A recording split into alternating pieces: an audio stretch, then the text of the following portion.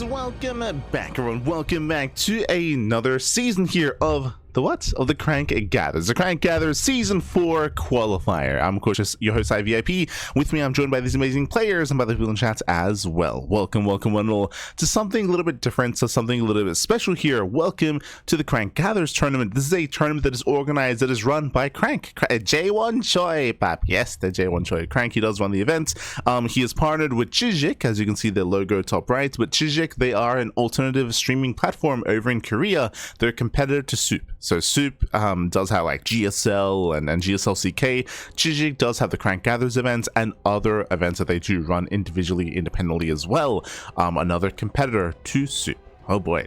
And they've been hosting StarCraft tournaments, and now actually coming in and hosting not necessarily StarCraft 2, but StarCraft Evolution. SC Evo tournament here is abound. It is going to be a team league, and it's going to be a spicy team league at that. As you can see here, this is the qualifier. We're going to have 4 series and four teams, sorry, 8 teams in total. 8 teams in total is 4 series, and 4 of them will advance on into the main event to join the other teams. Oh boy, we're here for it. We are here for it. We are ready. Coming into this event as well, I should also emphasize that the teams were, of course, constructed to come together. All these players did pull together as one, and there's some interesting teams, not gonna lie. As we get into this, a big shout out as well. A big shout out to Cyan. Obrigado. Fala galera. Thank you so much for the raid. Hope you had a great stream. Hope you had a great cast. Cyan, of course, he is a Brazilian caster, so thank you so much for the support. Hope you had a great time over on your own channel. Bienvenidos. Obrigado. Thank you so much for, oh my god, an anonymous donation as well. Anonymous tip of $16. Thank you so much for the support. Once again, we appreciate it dearly. Gracias. We appreciate the support. Hope you enjoy the content, the casting, the StarCraft, and even the StarCraft Evolution as well, as we can get into the series ahead of us here. So up first, we have 2 teams. 2 teams are going to be facing off against each other in a qualifying match. It is going to be Team Red, White, and Blue versus the Old Men.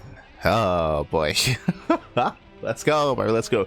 When it comes to the team itself, if you're familiar with the Cranky Ducklings, you should be familiar with Team Old Men, as that is the Chinese team with Jieshi alongside, or can I, off the top of my head, is it Jieshi? It's KingSlayeR and not Cyan. I think it's Maxed or Cyan. Oof. I'm gonna look in Cyan, Jieshi, KingSlayeR. Hold on, let me just double check. So double check Team Old Man. Cyan, Jieshi, KingSlayeR. Oh, we got it. So there we go. It is a team of 3 of Team Old Men. Team Red, White, and Blue is a bit of a play on words, kind of, or it sounds like an American team. It is not. It is not an American team here, but it does include teams with players that have Red, White, and Blue in their flags. Can you think of what flags those could be, Pappy? Oh my god. I think my go-to was like, is that a French team? Is that a is that what that is? But I feel like French teams that usually go for like a different kind of a team name to represent them. But when it comes to the team itself, we do have the team captain, who is uThermal, of course, from the Netherlands, also Red, White, and Blue. Alongside uThermal, it is going to be Vaeda, who used to go by Hydra, if you recall.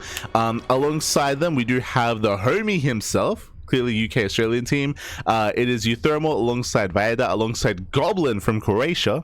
True, Croatia technically does have actually a very similar flag to the Netherlands as well. So Goblin alongside Blask. Again, Goblin and Blask have been playing a lot together in the 2v2s for the StarCraft Evolution tournament.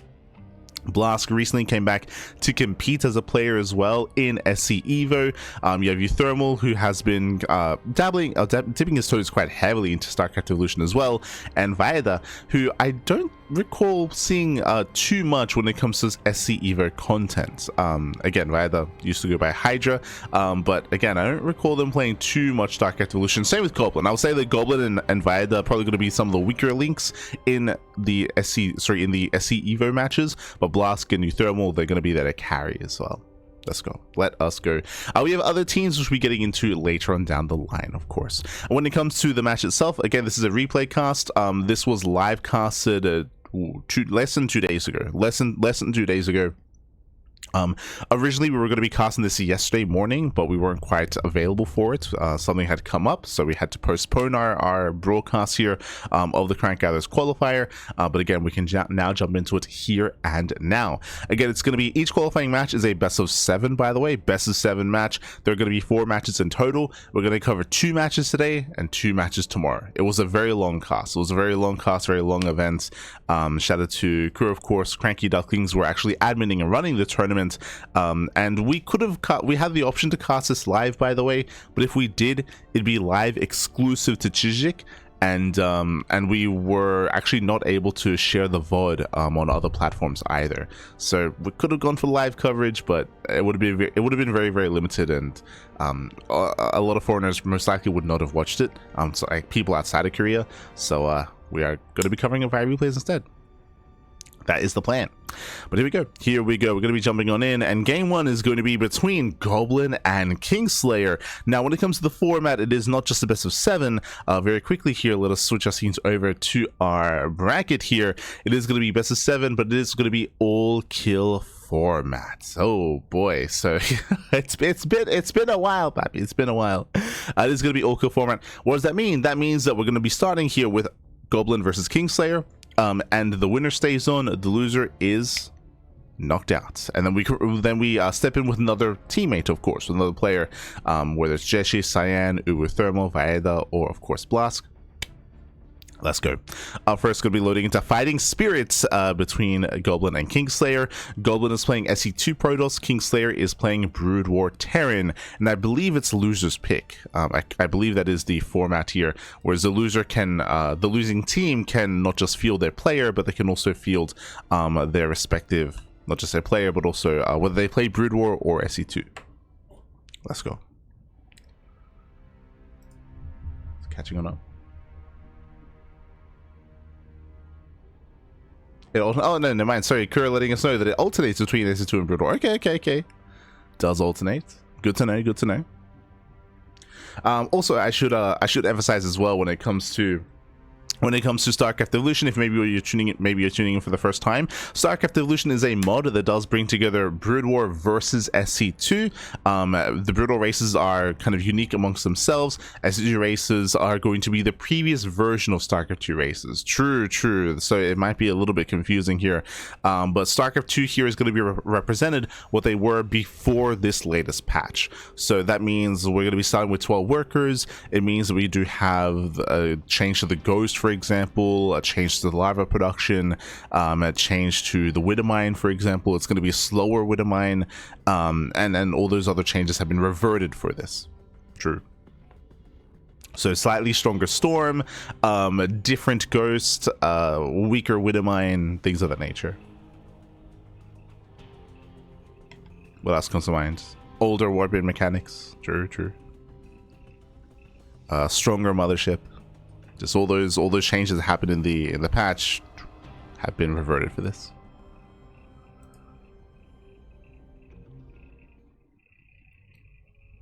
Except the ace match, which is a coin flip. Oh, there you go. Does coin flip for the ace match if we get there. Oh god, this map is so imbalanced. I'm reminded about where we're loading into.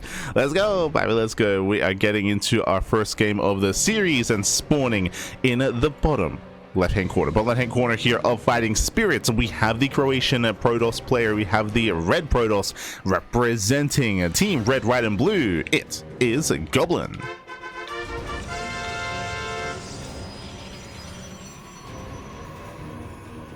Sorry, I was a little bit confused. And spawning in the bottom right hand corner, we have the Chinese Terran player. We have the blue Terran, the Brood War Terran. Representing Team Old Man, it is KingSlayeR. Who is the youngest of the old men? Like KingSlayeR, he's like in his 20s. Like God damn it. And we open up with the proxy. Let's go. All right, let's go. Welcome one and all to Fighting Spirit. Fighting Spirit is a 4-player spawn map. Sorry, I confused this map with a different one, so my apologies. Whenever you guys see my comments on the map earlier, but you can spawn in bottom left, top right, top right, sorry, bottom right, top right, and top left as well. So 4 possible spawn locations. We can see Goblin is looking for his opponent. He's looking for KingSlayeR in that top left hand spawn. Meanwhile, we are proxying dead set in the center. Oh my god, a committed proxy as well. 3 Raxes here. We can produce 3 Marines at a time. No gases back at home, bear that in mind. So it's going to be a purely an all-in here from KingSlayeR, and Goblin is playing blind. Now he does thankfully not go Nexus first. He's going Gate Expand back at home. But how long will it take for him to recognize what's going on? Does scout top left, does find that KingSlayer's nowhere to be found, and now he's going to be checking bottom right instead. But again, it's going to be a late scout here. Second probe gets sent. I do appreciate that Goblin doesn't rely on that one worker to scout, sends out a second worker just to be a little bit safer here, and he should encounter the fact that the Raxes are nowhere to be found. So here we go. Probe does move in. Also, yep, true. Best of 7. Best of 7. Likewise, KingSlayeR is also looking true.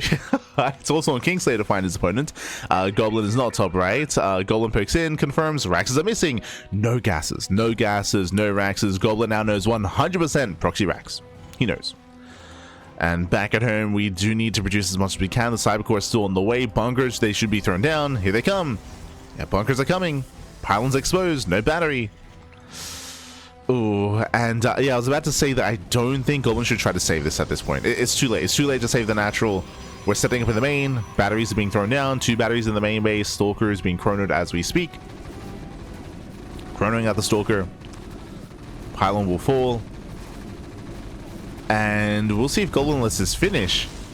Nah, okay, it does cancel. Thankfully, it does cancel. Stalker has arrived. The bunkers will complete, but they won't really impact this. There we go. We do have the cancel. Yeah, cancel the bunker, getting a bunker up on the high ground. Oh, and we'll see if he can get it up. Now we have 2 batteries. Yeah, with that, we have a force to cancel, and Goblin's holding. Goblin's holding on. Again, very nice batteries here. They do finish up in time. They are within range of the Stalkers, within range of the ramp. And the aggression is subsiding. I mean, KingSlayeR, he's stuck on the low ground. Behind this, what do we have? A second gas geyser is on the way. First one as well. This tells us that KingSlayeR is transitioning. We have the Academy for Stim. Bearing in mind, for StarCraft 1, for StarCraft Evolution, for the Terran player, they don't have add-ons. Or add-ons are a little bit different. They have the machine shop, of course. They do have some nuclear silos. They do have their comsat stations. So add-ons are a little bit more limited. To get Stim, you don't need a tech lab. You need the Academy. So the Academy is on the way. Stim can be produced without disrupting the production of the Marines, except there is a bit of a supply block. Oof. There we go, Stim has begun. Likewise, the Academy also unlocks medic production, so we could see medics to reinforce these Marines. For now, just pure Marine. And KingSlayeR is containing, that is true, but we have a robo on the way. What does that mean? Warp Prism. We can get, there it is. We can get the Warp Prism, we can counterattack across the map, we can warp in across the map as well, and KingSlayeR is going to be in trouble back at home, as back at home there is nothing to defend. There's no production here. There's no factory. All the Marines are across the map, so one Prism across the map can completely shut KingSlayeR down. Bunker does fall. Medic production is underway. Oh, and there's a sentry. Yeah, that's all we need. We have the sentry, we have a couple of stalkers. So basically, the Prism should be getting across the map. That should trigger KingSlayeR to push in, because he's like, oh my god, I can't defend back at home. Looks like there was a bit of a pause, looks like there was a bit of a lag out. But from here, KingSlayeR can try to commit up the ramp, but that's where the force field comes into play. All we need is one good force field, and the army cannot push up the ramp. So Goblin is set up back at home, gets across the map. Jumping into the mineral line, SCVs will go down. There's nothing at home to defend. Going for another warp in. Here comes the army. Oh, there's a force field. Personally, I would have liked to have seen the force field cut the army like into thirds or pick off a couple of units here, but in the end, just playing it safe, full force field. The army cannot move in. And back across the map, 0 economy here for KingSlayeR. There is no mining. We have 1 SCV mining gas. Otherwise, that will be an SCV kill. We can just camp the mineral line and pick off depots. And KingSlayeR, he's racing back home to defend. I do feel like that Goblin could be a little bit more proactive here to get within range of the SCVs and to kill workers, to do some more meaningful damage. But I mean, he's supply blocking KingSlayeR, gets 2 deepers. Like, even here, we can fight. Like, we can... It's 1 Marine. we can stand our ground. Goblin playing very scared. Very, very scared. So he does give KingSlayeR a lot of breathing room. Army gets spotted. There is an opening. Goblin just playing it safe, and Goblin will expand. So again, I do feel like more damage could have or should have been done here. Goblin a little bit more tame, just does wind it back, does pull away. We could see potentially Ninja Base, but because Goblin has been a little bit more tame in his aggression here, it means that the game is progressing. We are progressing, we're building up into our 2 base economies. KingSlayeR has still yet to expand. True, there's still no natural base yet. His production's up in the air, so no additional marine production. Colossi are on the way.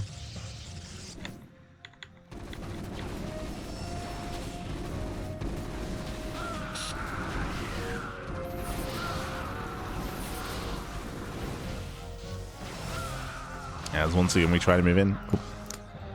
Once again we try to move in, we cannot quite.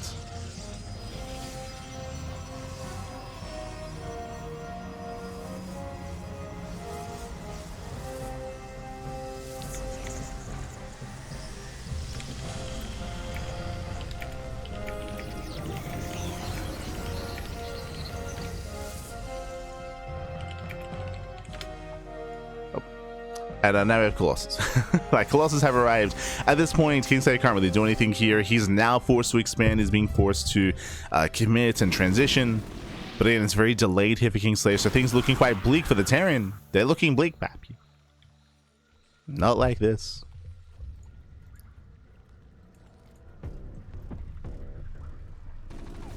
So just fixing up some audio issues.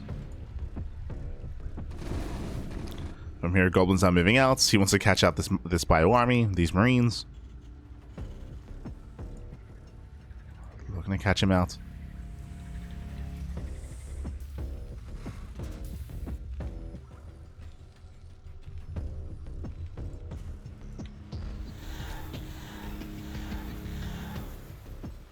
Goblin looking to engage. Tanks on siege. True.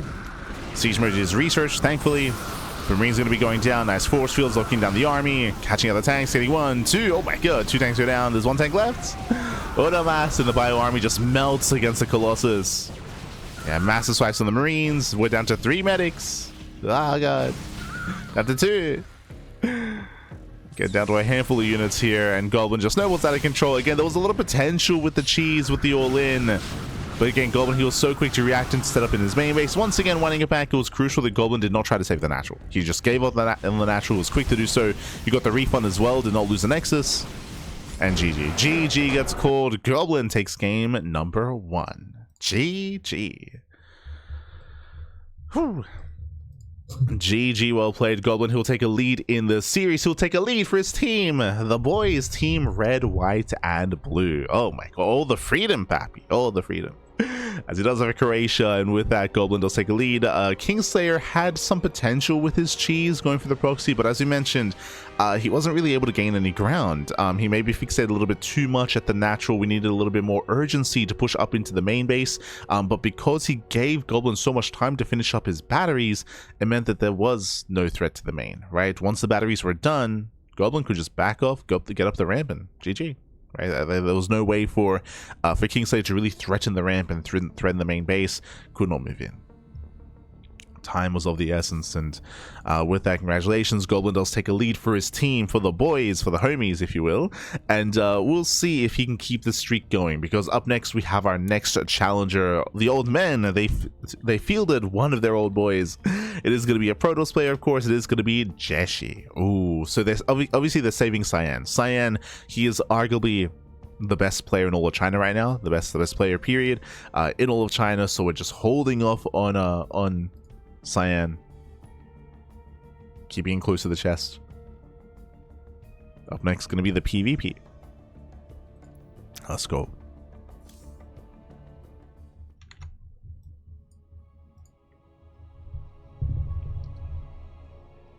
Colin just wants to play the mid game. Oh no.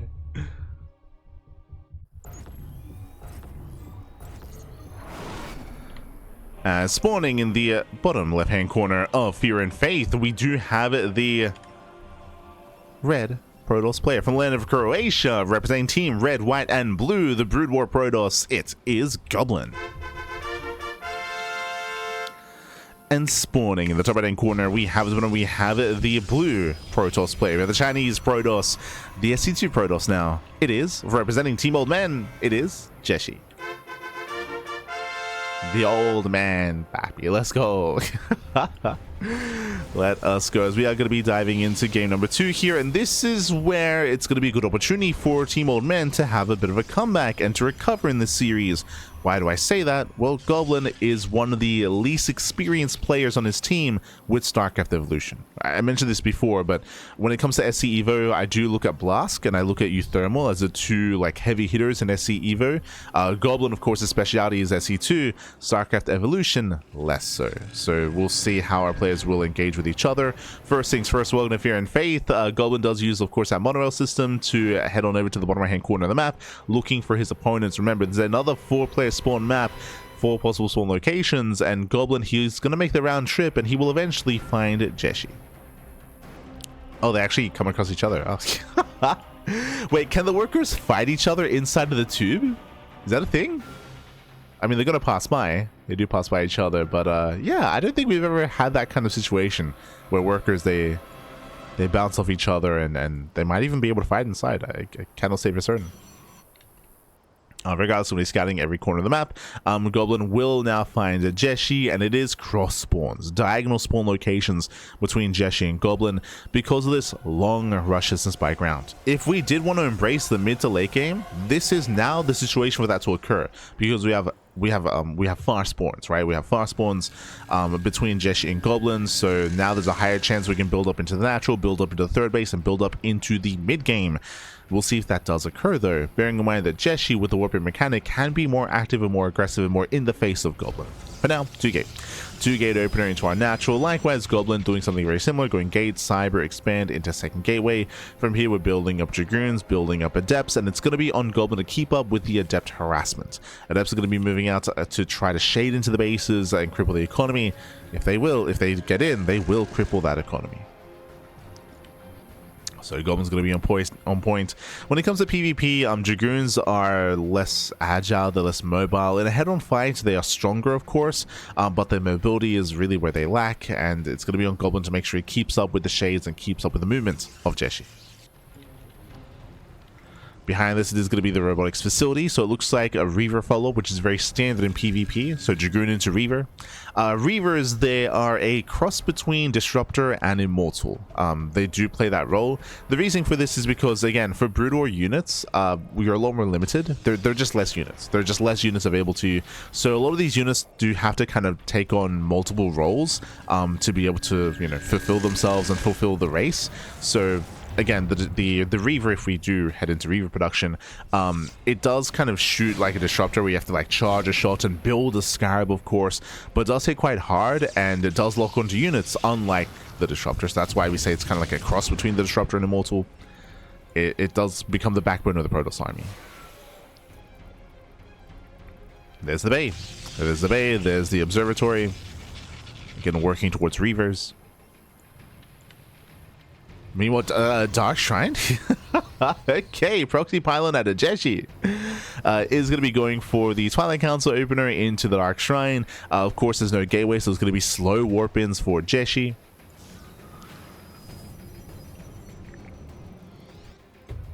Thankfully, because Goblin went for the Robo opener, it means that he will have detection.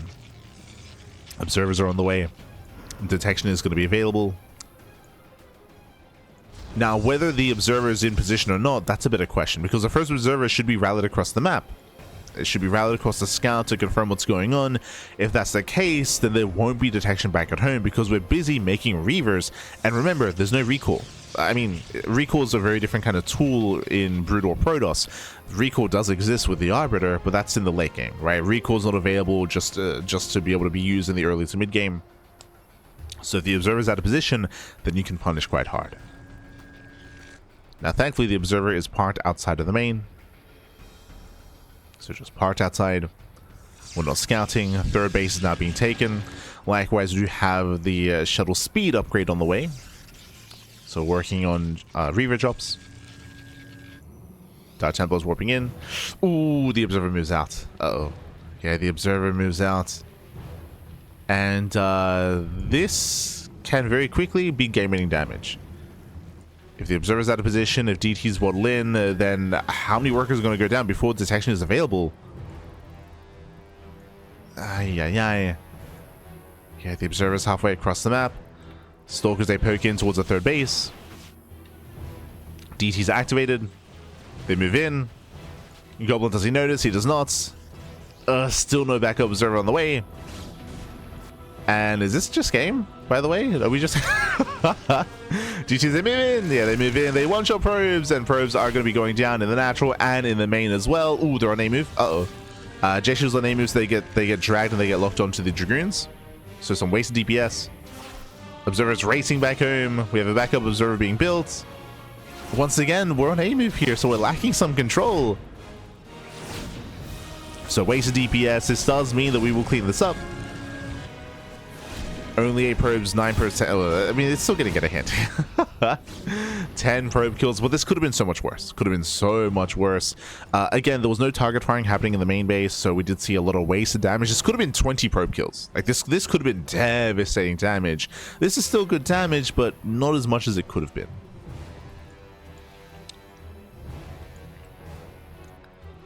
As Jieshi's claiming his third base, moving forward with his main army. Reavers are amassing. So far, we have 1 Reaver. Reaver production was disrupted because of the observers, of course. Jieshi starts to move out.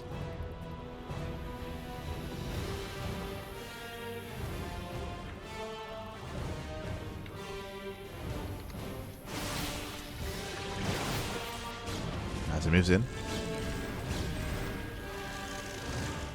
Jieshi does move in.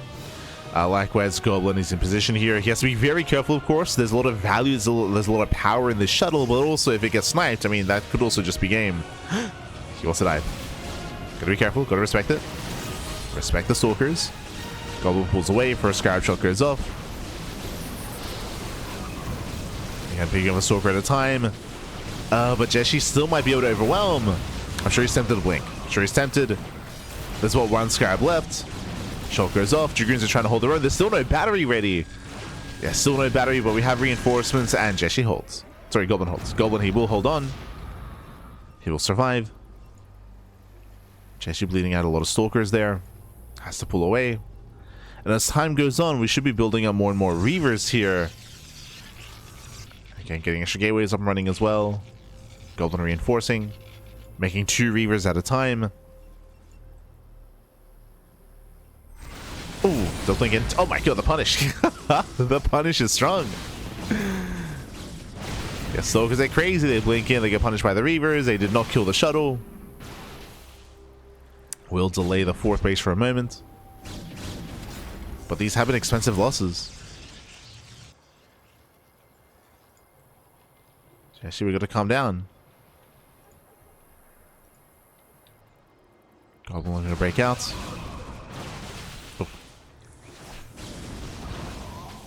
Catching out the Dark Templar. Oof. Oh my god.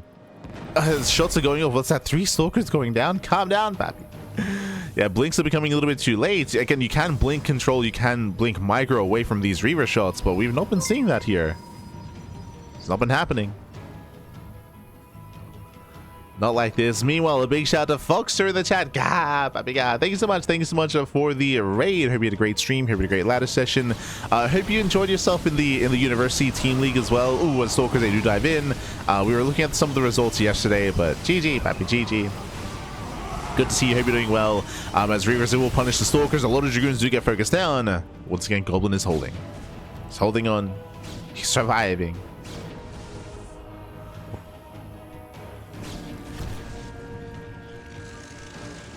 Catching at the Observer. Building up on 4 bases. The thing with Jieshi, we've been focusing a lot on what Goblin's been up to. Jieshi is still not teched up into Disruptor production or into any kind of higher form of tech, into Immortals. He does have Charge, but again, has yet until finally incorporating some Zealots himself. Now diversifying his composition a little bit more. Building up his army. Jieshi rotating over towards the 4th base. I will say that Jieshi has successfully been able to reset the Reaver count more often than not, so it's still been relatively low, but now we're finally building up to a 5th Reaver. I was curious, I was like, where were the Reavers? Aha, we're dropping. A risky maneuver here from Goblin. As I mentioned previously, without recall, there's no easy way to come back home and no easy way to reinforce. So, they're going to be on their own. Scrap just in the middle line. Ooh, catching at 9 probes. Very nice. Dropping at the 4th. Jieshi going for his own drop. We have a 2nd shuttle. Okay. Este Goblin.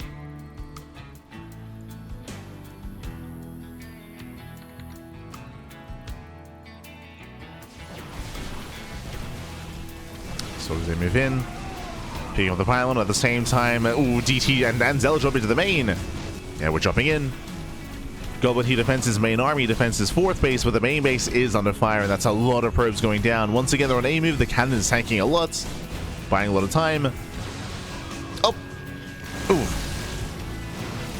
Yeah, the first shuttle is going to be focused down. Gets one more shuttle. Oh my god, the Stalkers, they just get annihilated. That's still 27 probes. There's still 30 probes going down. Critical damage here. 2 full mineral lines. Oh my god. 30 probe kills. Still harassing, still warping in. Goblin's being torn apart. Goblin has had enough. He's just F2ing across the map. He's just setting everything. Send it all, Pappy. Send it all. It's all or nothing. No, the Reavers. Okay. Reavers don't get they don't get caught out. Oh, they can hold so many scarabs after the capacity upgrade. And we're going for the base trade. Jieshi's going to be backstabbing at the same time. We're going to get rowdy. Goblin does have the stronger main army. That is true. And Jieshi, he will avoid it. He'll avoid the main army. The 4th base is going to go down. At the same time, the 3rd is going down for Jieshi. Goblin trying to make a stand. Oh. Okay, Skytrot's going up. Stalker's getting caught out. Oh my god, we just keep chasing. The Scarab shots. And they keep going, Baffy. Meanwhile, Goblin pushing into the natural. He has broken the 3rd. Catching reinforcements. It does catch them, and Jieshi's running a seam. He's running out of army. He only has a couple of Stalkers remaining. He does have some DTs in the mix that will be quite annoying. That can be an issue. But there is detection. And Jieshi doesn't have enough. Wow, Jieshi does not have enough. He did amazing when it comes to harassing, but the main army, the Reavers, the Dragoons, we have built up to critical mass, and Goblin, he's doing it. Getting across the map. There is one Dark Temp. Sorry, there's a Zell warping in. There is detection here for Goblin. Does have the Observer. Oh my god. Oof. Yeah, massive scout shots here on the Zealots. Massive connections. Oh my god. Warpins are being denied. Has to push up the ramp. 64 probe kills, and we're pushing up the ramp into Reavers. Oh no, he cannot move in. Oh my god. Not like this. GG gets called, and Goblin able to take a 2-0 lead for his team. GG. Whew, GG, well played. Goblin, even with a Brood War Protoss, able to come out on top. I will say that this was a shakier game, and there was a lot of potential for Jieshi. I mentioned earlier that the DT harassed. Like, I felt like that was very underwhelming. That had so much potential. Killed 10 probes. Could have been up to 20. But again, there was some miscontrol or lack of control with the Dark Templar. They want to A move, so we saw less damage than we could have seen.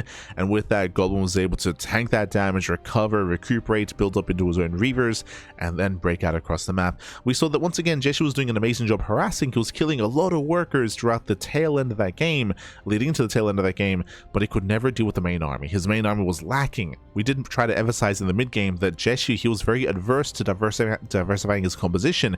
He was stuck on mass Stalker and eventually Stalker Zealot for too long. He did neglect any kind of immortal production or disruptors himself. He did not take up in a robo anywhere near as fast enough. He was trying to end the game earlier with a gateway composition, and he failed to do so. GG, well played with that Goblin. He will be able to claim his 2nd game, and now there's only 1 player left here for Team Old Man.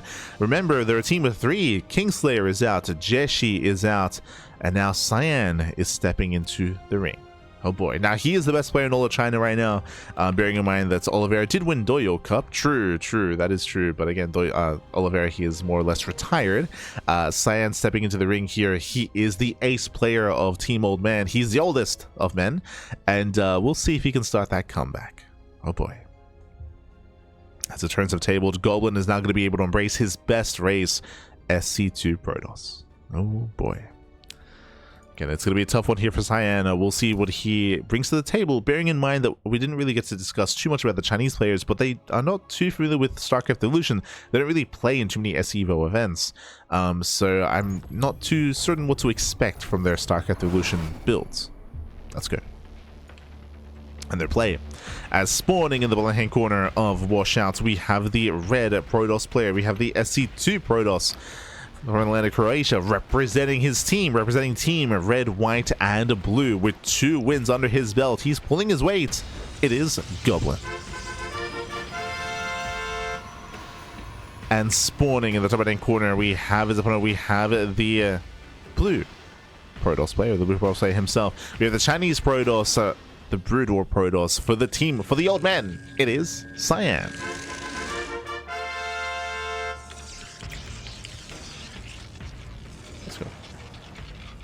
Just catching him in the chat. Me and Fian hard trolled, but it was such a big upset that it was hard not to just laugh. I didn't actually say anything about it, but when I saw the score, I was very surprised. I was not expecting I think it was Patches' team, right? I was not expecting that result to occur. So I was like, do they off race? Like, what happened? Like, what's going on? So yeah, interesting to hear that there was some trolling going on. You're both animals. You're both animals. Aye. But I hope you guys had a good time nonetheless. GG, man. GG. Este Foxer. Yeah. But here we go. Here we go. We are jumping into... Oh. We're jumping into the rest of our series. Jumping to game number 3. So here we go. So Goblin does open up with a Gate Cyber Expand. So a greedier build here by Goblin, actually. Okay, does cut some corners. Meanwhile, Cyan going for a faster Nexus, a Gate Expand into Cybercore. So greedier build by Cyan. Goblin is cutting corners himself, but not as many as his opponents. It's going to be a Nexus after Cybercore. Cyan going Nexus before Cybercore.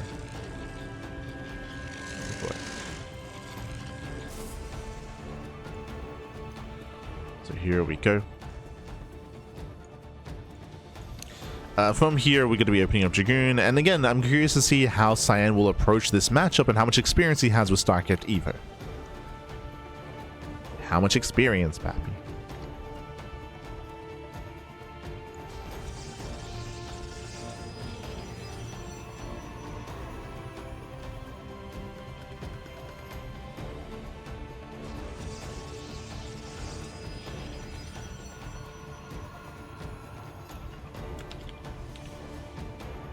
Goblin versus Cyan.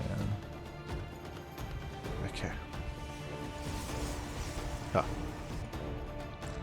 From here, though, it is going to be... Oh, Stargate. Okay, so it's going to be the initial greedier build here by Goblin into Stargate follow-up. Designed to harass with oracles, of course. Designed to deal economic damage. Meanwhile, across the map, Cyan is going into Forge. Oh, not quite. But he's rushing into a Citadel here. We're rushing into Charge, into Zealot Legs. So speed lots are going to be on the way here for Cyan. I'm imagining this is for speed lots. Technically, this can gain access to Dark Templar, I suppose, but I feel like DT rushes are going to be less viable in PvP from the Brood War Proto side of things without the fast warp-ins. So we're imagining this is for Zealot Legs, into Forge, into +1. Very gateway heavy composition here by Cyan. This tells us that Cyan is not going Reaver play, which is the standard, by the way. Like Goblin, he was going Reavers for good reason last time. Reavers are pretty good. There's Zealot Legs.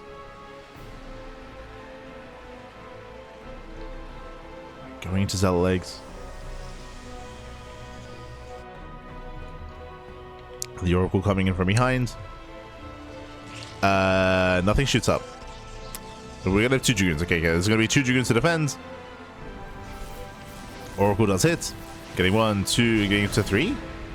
Ooh, 2. Okay, 2 probe kills at the same time. Cyan does push in. Pushing into the natural. Batteries in position. Stalkers as well. Dragoons, remember, they do outrange. They outrange Stalkers. They're beefier as well. They're more robust. But they're less mobile. They have no blink. No potential for blink. So far, a nice kiting out of Cyan. Scuttling away. Huh. So we get shot off. Pull back. Oh, does overextend. We'll lose 1. Yeah, trades 1 for 1. A better trade for Goblin. As he even gets a second Dragoon as well. Ay, ay, ay. Yeah, the Oracles, they come in from behind. They focus on the Dragoon. Massive pickoff. Getting 2. Getting 3. Yeah, heavy losses for Cyan. Bleeding out too much. Back at home, a bit of a panic here. Throws down some batteries. Building up his gateway counts. Again, getting into Zealot legs, into mass zealots.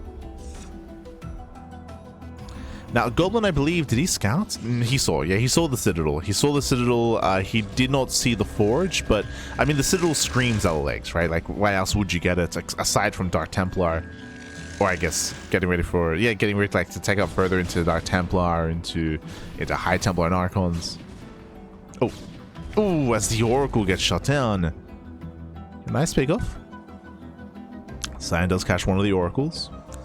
Third base not being taken. Blink is halfway done. Interestingly enough, despite the fact that we did rush into Zealot legs, we're not actually making many. There we go. We're now starting to make a couple of Zealots.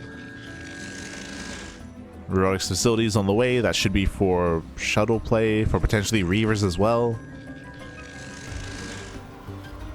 I would imagine it has to be for Reaver play.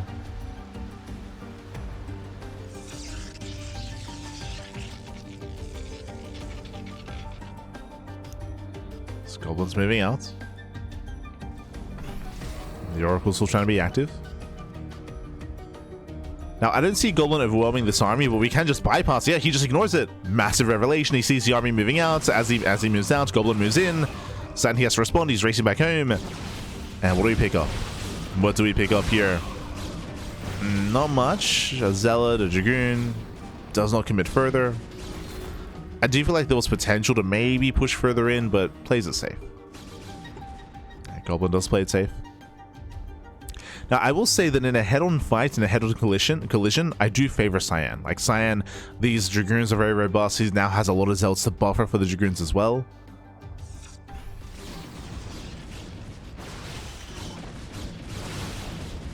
Ooh, as Stalkers, they barely blink away. And this is where Goblin's strength lies. He picks off 1 Dragoon, picks off 1 Zealot. Ooh, we'll lose 1 Stalker himself. Catching out 3 more Zealots, though. Again, Goblin is able to kite well. As he's racing back home. Warping in more Stalkers. And I believe only bleeds out 1 Stalker? Yeah, only 1. Jesus, 1 Stalker for 8 Zealots and 1 Dragoon. Stalkers are low, but very nice trades by Goblin nonetheless.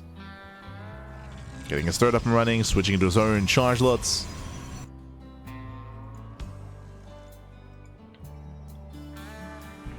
Reaver production has begun.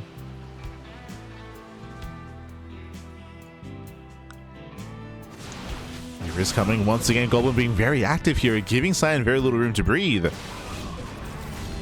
very little room.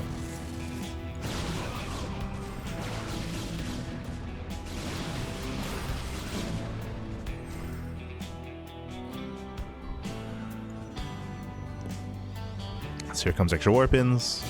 Goblin claiming his 4th.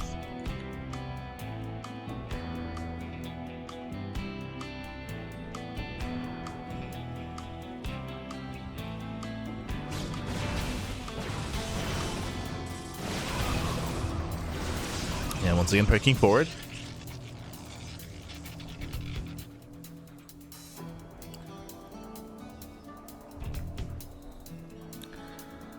Does back in. We're still buying time for disruptor production. Again, this is what Jieshi failed to accomplish here, was transition into disruptors, which I feel like would be quite superior here. We need those Nevas. Second River as well. Again, both players are taking up. Goblin again with a faster 4th base. Going for a hybrid expansion. Oh.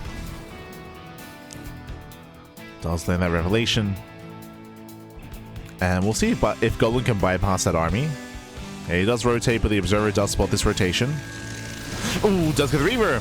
Yeah, one Reaver goes down. Massive pickoff. Goblin does pull away. Yeah, pulls away. Zealots shuffle in. Initially better traded with Goblin. Does pick up all the Zealots. Now getting in trouble with the Dragoons. Yeah, Dragoons are going to start going down. Heavy losses here for Cyan. Aye, aye, aye. Reaver does move in. The Reaver. Oh no! Gets focused down. The shot does land. Oh my god. Yeah, massive shot, but it may not matter here. Batteries out of energy. Dragoon's being focused down. Catching another Dragoon. And Goblin trades well. Goblin trades well. Is able to reset the Reaver count. Behind this, massing up more gateway units. Unfortunately, there was no reinforcing pylon or war prism. So reinforcements are much more delayed here for Goblin. But here come those disruptors. They're coming. The Nova's back. And the issue here with Disruptor versus Brutal Protoss is that unlike in SE2, typically how do you counter Disruptors? I mean, there are a couple of different ways. One is counter Blink Micro, where you can blink away and avoid the shots, or you can live with Phoenixes. Meanwhile, Brutal Protoss have less ways to deal with that, of course. They have to just tank the shots. Once again, another Reaver goes down.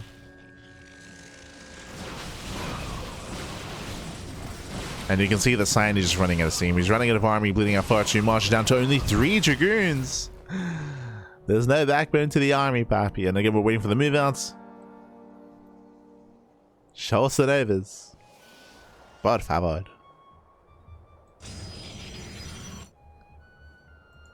For now, still just building up that disruptor count. Getting up to 3. We have been missing war pins, but there we go. Warping in more zealots. Moving out. Disruptors have now been activated. And is Goblin just going to clean sweep? Like, I mean... It's the Goblin. Oh, uThermal is out here like, yo, I wanted to play. What's going on? There's just too much freedom. Too much. Oh my god. Your Reaver shot's going to be going up. Nice bit towards the end. Yeah, the Gateway Army is going to be going down, and Novas, they will zone more or less. Yeah, they zone the army. Some messy connections. Goblin going to be forced back. Yeah, messy engaged out of Goblin, but again, he's still out trading. Losing 1 disruptor. Where's the detection here? The observers not with the main army. There are DTs in the mix. I don't even know if he... Okay, I was about to say, like, did Goblin even notice that there are Dark Templar? It looks like he did. Of course, Goblin has Revelation. Now more observers. Oh my god. There are 3 Reavers full of Scarabs. But they're going to be focused down. God, there are so many shots going off there. Oh my god. The Reaver shots. The splits as well. Oh my god. It never goes off, catching us some Dark Templar. Better fight here for Cyan. Goblin, he just took so many Scarab shots to the face. This is getting out of hand. The Reavers, Pappy. They punished.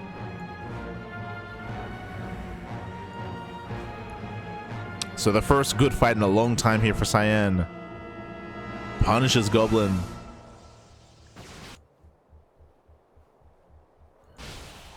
I'm sure the temptation is there to go into a star. I mean, he already has a Stargate to make a couple of Phoenixes. It may be wiser, just because of how much value these Reavers have, to invest in a handful of Phoenixes just to lift.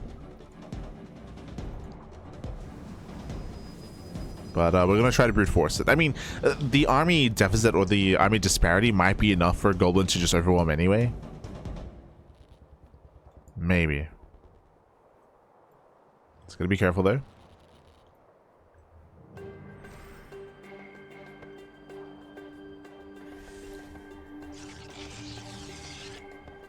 Jesus. As we built up to 5 Reavers. That was going to be going up. There we have the Scarab shots. There's Revelation. Here come the Novas. Oh no! Oh my god, massive connections. Every Reaver goes down. And wow, we've done it. We've done it at this point. That was the one thing holding him back. There are some Dark Templar, of course, but there's the Observer. There's Detection. Mass Revelation. Cyan, he wasn't looking, but the pants were down. The pants were down. Every Reaver goes down. The Disruptor, the superior unit. True. The Novas, pappy. They catch him out.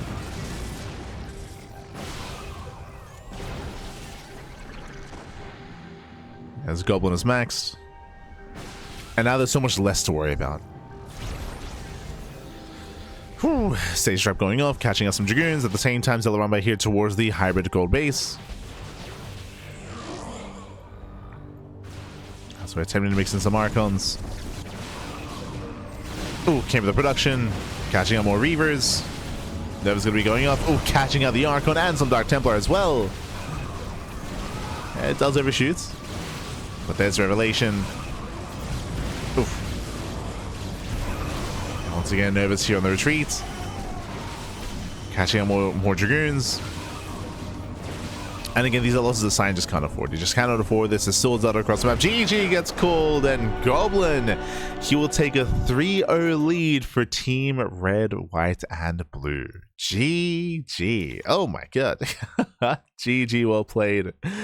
Goblin, he will extend the lead for himself, for his team, and solito, baby. Can he do it on his own? Can he do it by himself? Again, the old men are struggling here, and we are alternating, so regardless of who's sent next, Goblin will play as Broodwar. True, he'll play as Broodwar Protoss, so Goblin should be a little bit weaker in that next game. But who do we believe in? Who do we trust to bring him back? I said it before, Cyan is the ace player. He makes the most sense in my mind for this to be a rematch between Goblin and Cyan. With now Cyan playing SC2 Protoss. But we'll see, the pressure is on. Pressure is on. Remember, there's the best of 7. Best of 7, first to 4 will win. And up next, no surprises here, it is going to be the revive of Cyan. So the way this works is that you have 3 players. Best of 7 means you get 1 revive. 1 revive. Revive is now spent, and Cyan is brought back. Cyan has been brought back here, but he now gets to play SC2 Protoss. And we're going to be loading into match points. I mean, very fitting. Very, very fitting here. We're loading into match points.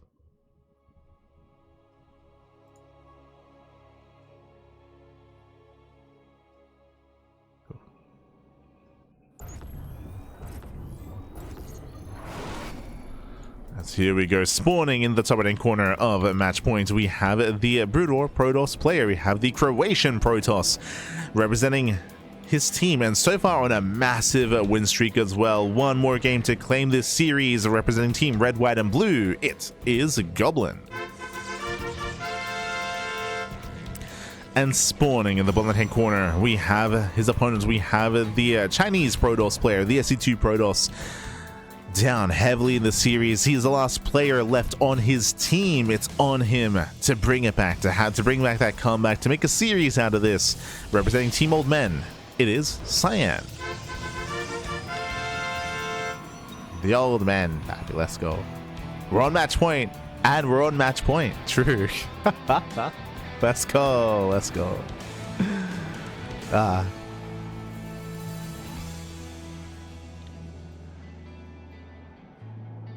here we go. Here we go. As Goblin does poke in. Yeah, he does poke in. Behind this, we do have our, so far, our standard openers. We see Goblin actually going for a Nexus first. Okay, so greedier build out of Goblin. Does go Nexus into Gateway. Meanwhile, welcome to Match Point. Match Point is, I believe, you can correct me if I'm wrong, as I do see some of the map makers in the chat. This is the first time that I'm casting on Match Point. I would imagine this was made quite some time ago and now is being reused, or is this a newer map that was recently ported? I cannot say for certain, but I believe it's the first time that I'm casting on Match Point. But I do recall seeing some Brood War games on this map before. Like the layout is very Brood War, very Brood War. Let's go. Regardless, we're going to be opening up here. Coming into the map itself, we do see a bit of a more accessible natural base here. Not the chokiest of entrances, and likewise no point of elevation, but we do have a ramp here on the right hand side to try to make a stand. Likewise, you can expand it linearly here vertically towards the corner of the map. You have your initially safer 3 bases. The 4th base is very exposed. Oh my god. It was literally the last map I ever made for SEVO. It's over a year old, but never used. Okay. Well, I mean, it's great to see it being used here. Great to see it being used. Again, it is very, very Brood War in the sense that you have your initially 3 bases, but the 4th base is insanely far away. So the idea of building up into the mid game and mid to late game looks very difficult on match point. Likewise, short rush distance by ground. Okay. Short rush distance by ground, so aggression is favored on this map quite heavily. Who's going to be the aggressor as Cyan does open up Robo? So Robo opener here by Cyan. With this, we can go into earlier Immortal production, into an earlier Immortal push. We can go into early Prism for early Adept harass with that War Prism as well. Cyan does have some options to be active early on and to build up that robust Immortal-based army. Meanwhile, across the map, we do have initially 2-gate follow-up here after the Nexus first, opening up Dragoon. Goblin has scouted across the map, has found his opponents, has yet to confirm the tech though. Zella does waddle in with purpose, map with purpose. Quite a famous map. Yeah, I'm pretty sure that I've seen some Brood War games on Matchpoint before. Like again, this 2 and 3 base setup looks very familiar to me. But it might just be like a common like trope or a common thing in Brood War maps. Dragoon does poke in. And Dragoon's a poke in. Going to be nibbling here at the front door. Now, I assumed that it was going to be War Prism first to harass, but no, it's going to be Immortal first. So early and heavy Immortal production here by Cyan.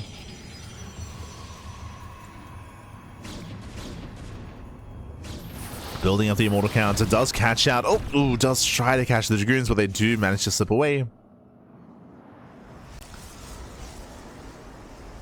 Matchpoint's got a very unique layout, very recognizable. Oh, there you go. There you go. Does slip away at the same time. 2 adepts to get into the mineral line and catching out 1 probe. Just the one so far. Ooh, does not wall off in time, but doesn't matter. Goblin just shuts them down. Both adepts do fall. Behind this, going for his own Robo into, I would imagine, his own bait, into his own Reaver production. So we're going to have Reavers against Immortals. But again, Cyan is faster to tech up in that way.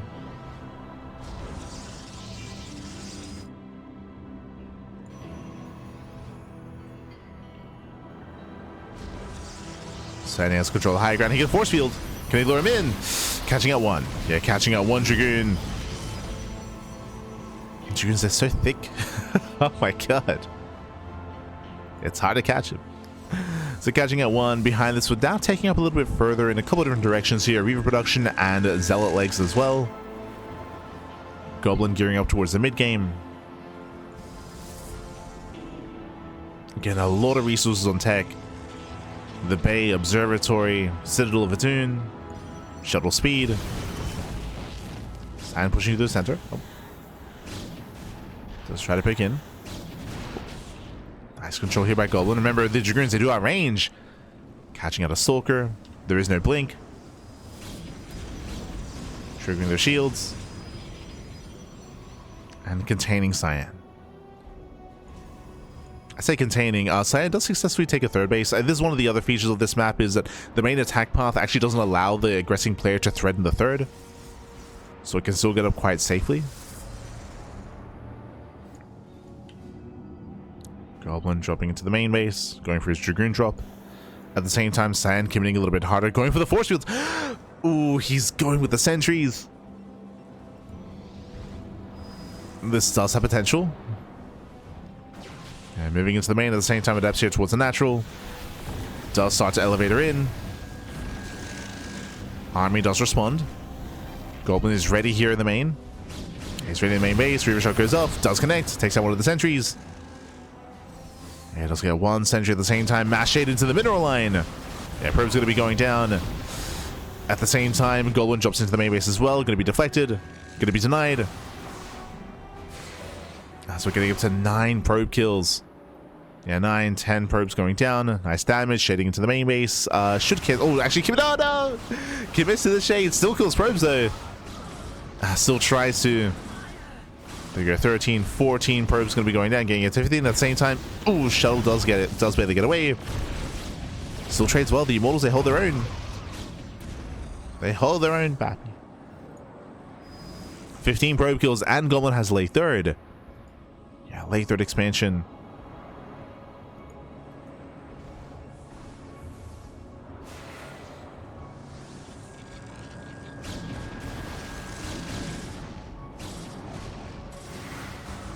Cyan shooting into the mineral line.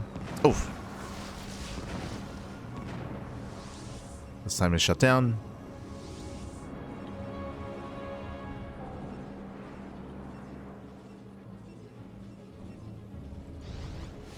It's going to be shut down. Cyan pulling back. Pulls back the main army. Now going for the immortal drop into the mineral line. Might get some damage here. Go 2, 3. 2 probe kills. Once again, just distracting. Has to be very careful though. Has to respect those dragoons. And it does have to respect that. We're switching into a Stargate. Huh. Oh my god.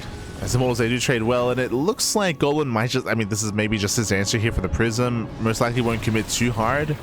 No shot, he plans on switching to Sky Toss into carrier production. No shot. Oh my god. As the shuttle is exposed, it's going to be shut down. Does drop the Reavers though. Okay. Yeah, Reavers they get dropped off. Goblin is pushing through. Okay, that could have been disastrous. Oh no. That could have been game, Bappy. As they're both running into each other, getting a little bit messy here. Now we're up to 4 Immortals. We're tanking shots. Ooh, 1 Immortal goes down. Gets 1, gets 2. Chasing 2 Immortals at the same time. Reaver also falls. And Goblin, he's running out of army here. He's running out of reinforcements. Pulling back. Cyan does gain map control. Behind this, it is just going to be for the scouts. Again, this should just be for anti-air to shut down the Prism. Scout is coming.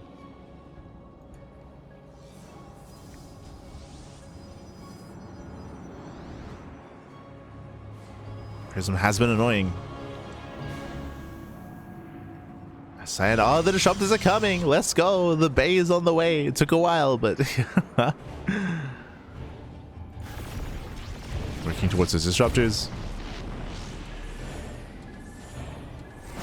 Oof. Catching up the scouts. Bling into the main. Army has to respond. And we can press them down. Oh my god, massive scarab shots, but despite that, Reavers they still do fall. Oh my god.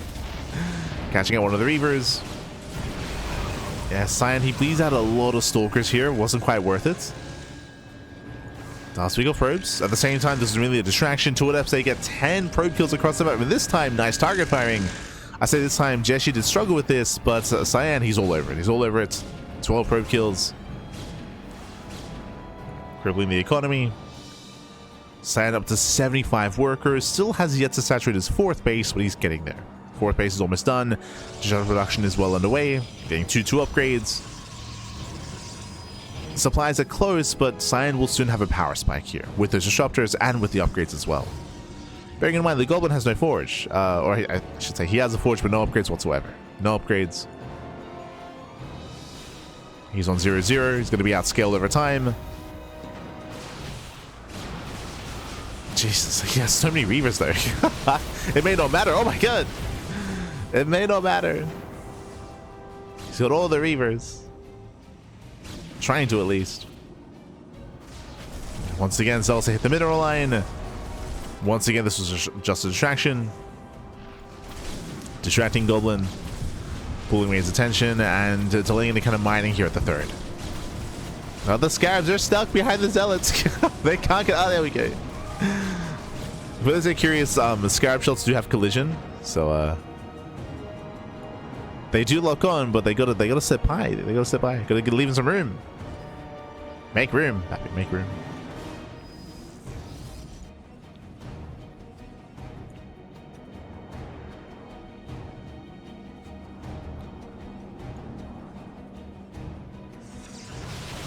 Once again, Cyan, he's just perfecting his army, building further up.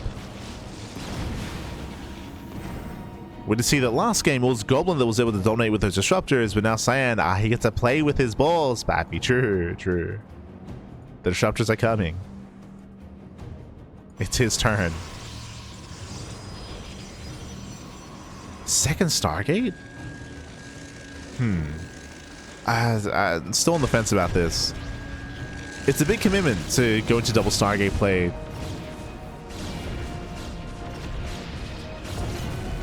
As the model gets shut down. Yo, Cyan going for his own, but this makes a little bit, I mean, he has more freedom to do so. The difference is that Cyan has 92 probes.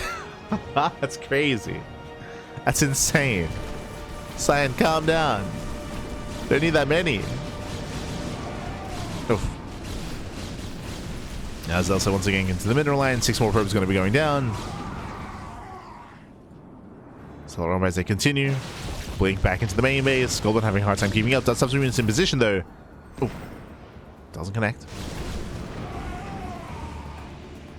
How many Reavers? 9. Oh my, 9 Reavers. That's crazy. I would imagine these Stargates are going to be for Phoenixes, right? I would imagine.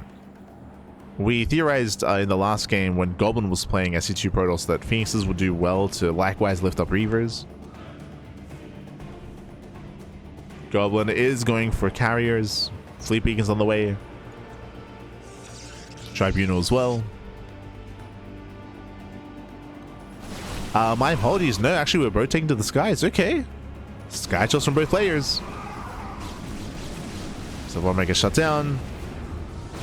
Nova's they zone away the army. So far, mainly zoning.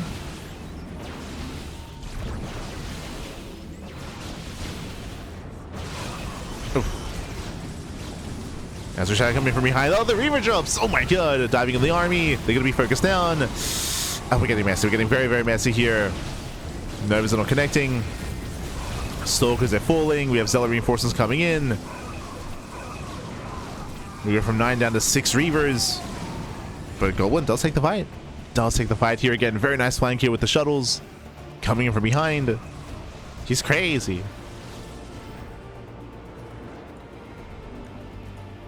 Able to give chase. Oh. Yo, shout out to the scouts. He can finally kill the prism. Finally! The prism goes down. And Goblin cleans up the army. Shuts it all down here. Behind this, we can start that carrier production. True.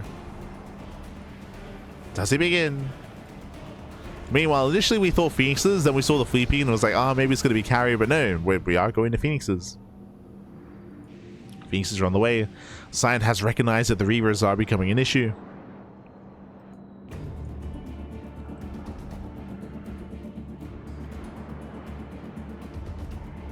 So I need a better answer.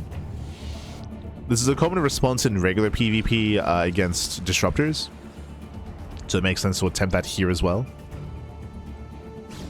God, that's a lot of Reavers. We be dropping. Goblin breaks out.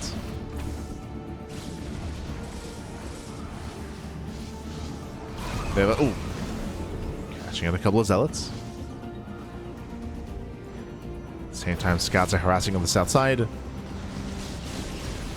Scout shots in the middle line. Oh, yeah, we just give chase. We gave chase. The first shuttle does fall. Does focus on the shuttles. Novas don't quite connect here, but Reavers are going to be on the. Oh my god, the Scarab shots. They're crazy. They're still insane. And Goblin, he will still win this fight. The Reavers on their own.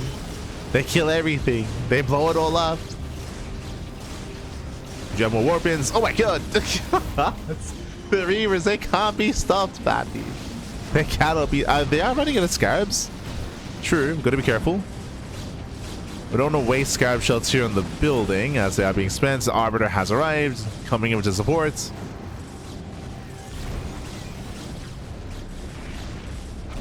It does come in. Third base goes down. Goblin is aware of top left, thankfully, so he does rotate over. These Reavers are very exposed though. Remember, there's no more shuttles. Doesn't matter. Yeah, it doesn't matter. They're coming.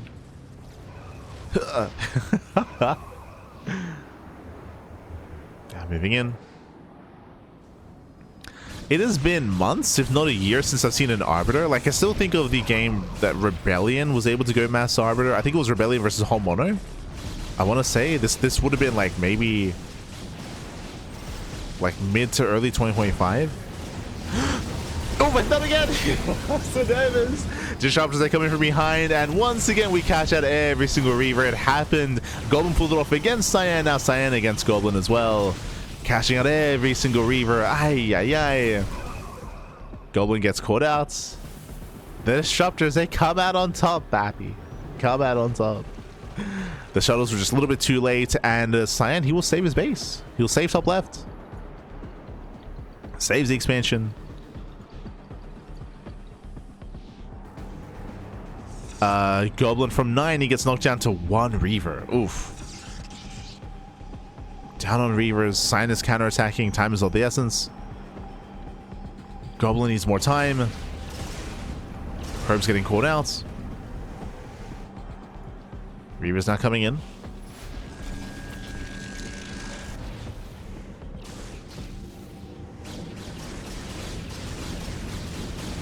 And Reavers that come in. Oh.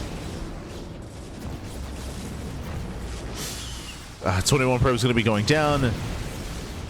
Last scrap shots here on the Disruptors. Oh! Jeez, 32 workers. Yeah, critical damage here as Goblin's economy is now crippled. He's down to 36 workers. 36 probes. Down to a mineral line. Down to a base. Reavers that do punish. But now we have Tempest on the way. Let's go. Yeah, Tempers are coming. More Reavers will win this fight.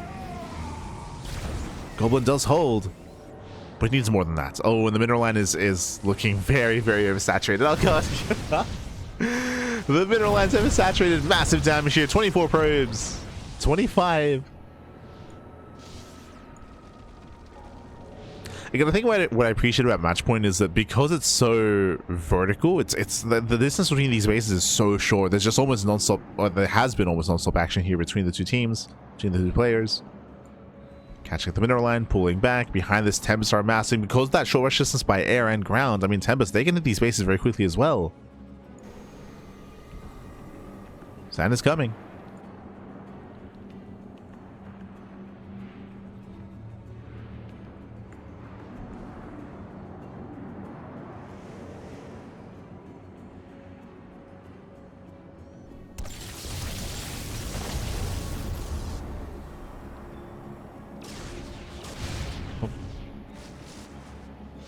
As we do get some massive harass here on the top side. 11 probe kills.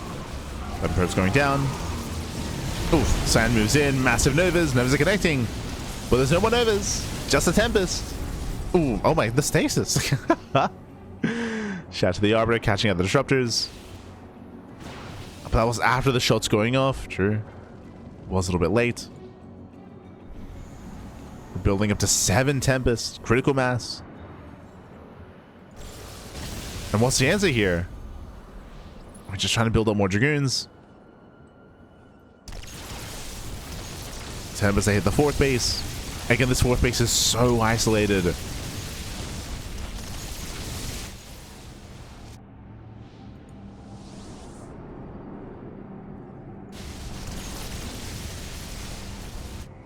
And now the Nexus falls. 17 probe kills.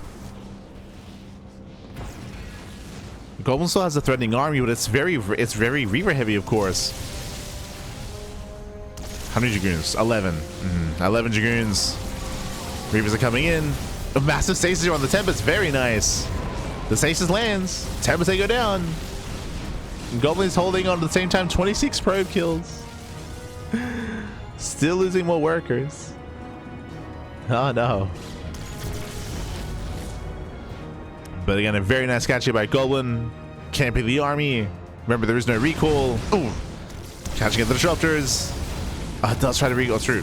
SC2 Protoss. Does recall away. I was brutal minded. Saves 2 Tempest. Saves the 2.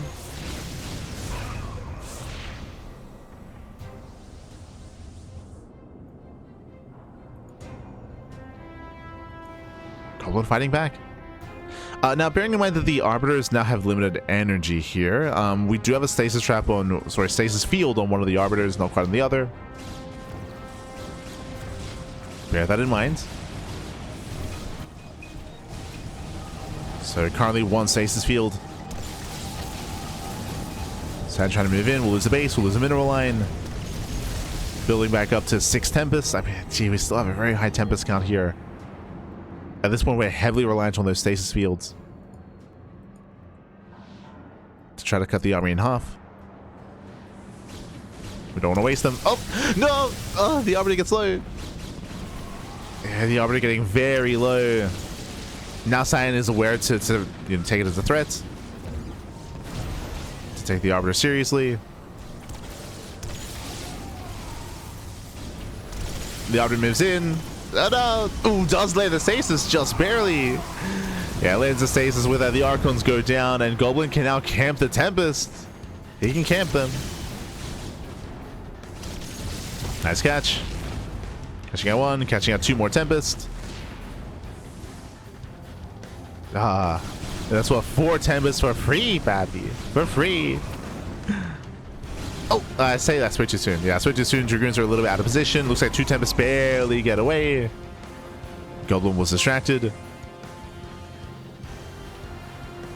Cyan pulls out. And I'm impressed here that Goblin's been able to sustain himself, but the reality is that the lack of economy is killing him.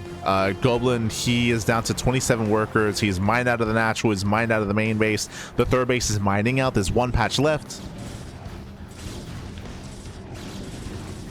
I can say the same about Cyan, though. To be fair, like, both players have a very low economy. But Cyan has a full mining base. That's the difference here. Cyan, he's on 1 full mining base. Goblin has nothing. Goblin has no mining. Oof.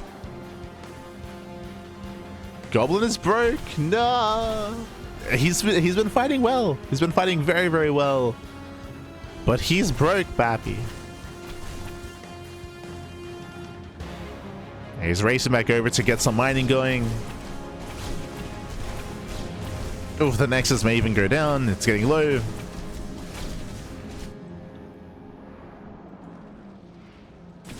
Oof. And the issue here, funnily enough, is that, remember, Scarabs, they cost money. Like, they cost resources. We can't waste those shots anymore. There's a recall. Ooh. Yeah, the army does recall. There is still that 1 Arbiter. Once again, we are heavily reliant on the Arbiter here to take a fight.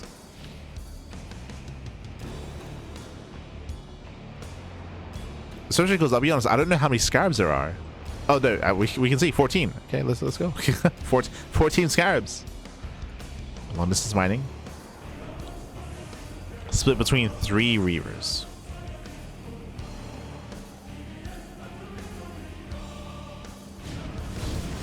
Let's catch some transferring workers. But again, this bottom base is still fully mining for Cyan. This is what matters most here.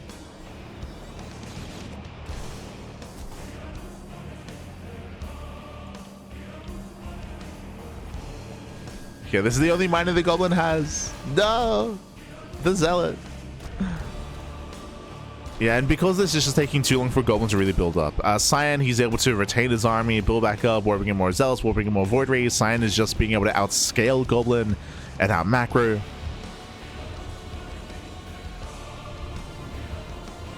Somehow, some way, Cyan never lost this expansion. He did lose this mineral line that one time, if you recall, but never lost the Nexus. Never lost the base.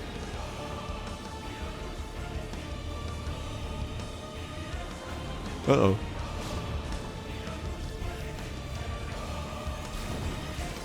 And again, I don't want to say that Goblin's out of this, because there is a world where if he can land a very juicy stasis and cut the army in half, then he can still maybe take a fight here. Yeah, Reavers they unload. They catch up one of the Archons. Novas don't quite connect. That was still, what, 2 Dragoons? 1. That was still 1 Dragoon going down.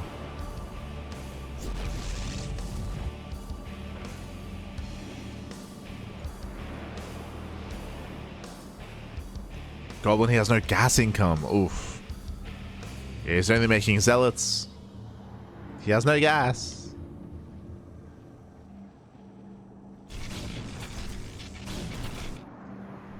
Does hit the mineral line. Again, every shot here, it's costing money.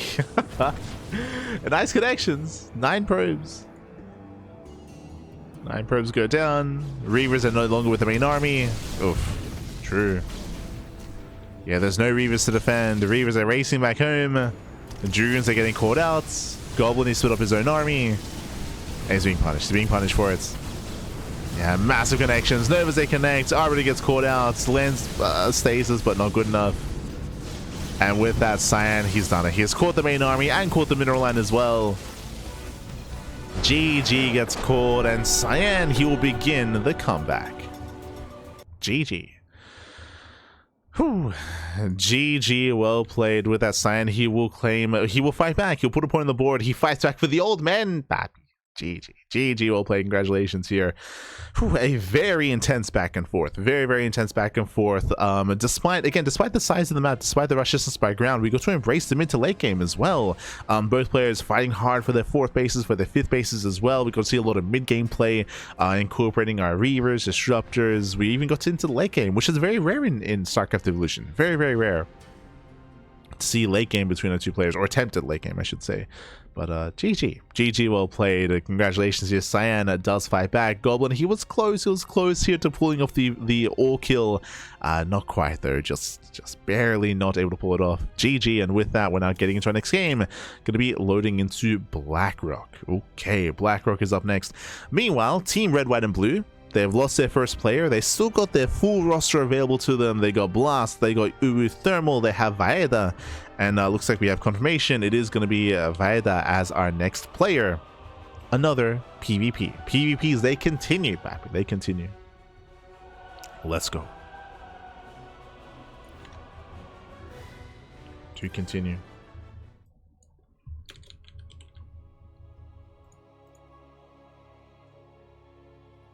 Just catching up. What a game. That was crazy.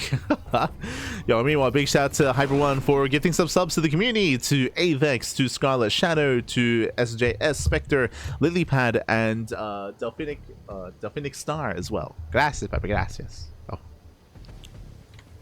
But that was maybe the best game of StarCraft Evolution of the year. Like, I'll be honest. Ay.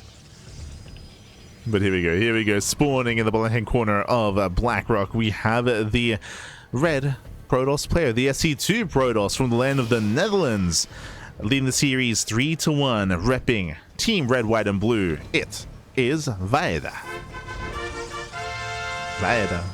And spawning in the right-hand corner, we have their opponents. So we have her opponent, we have the blue Protoss player, the Chinese Protoss, representing the old men, has begun that comeback.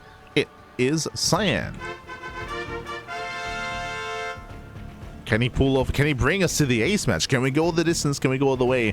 As well to Blackrock as we do move out across the map with our 2 workers here. Again, we've been casting a lot of 4-player spawn maps. Now finally back to 2-player spawns. Something more modern here is Blackrock. Let's go. Our workers do move out. They will scout across each other, across the map. Behind this is going to be Nexus after the gateway. So gate expand out of Cyan. Meanwhile, Vaeda looking to do the same. Also going gate expand as well. Mirrored builds so far. Mirrored builds, greedier openers. Vamonos.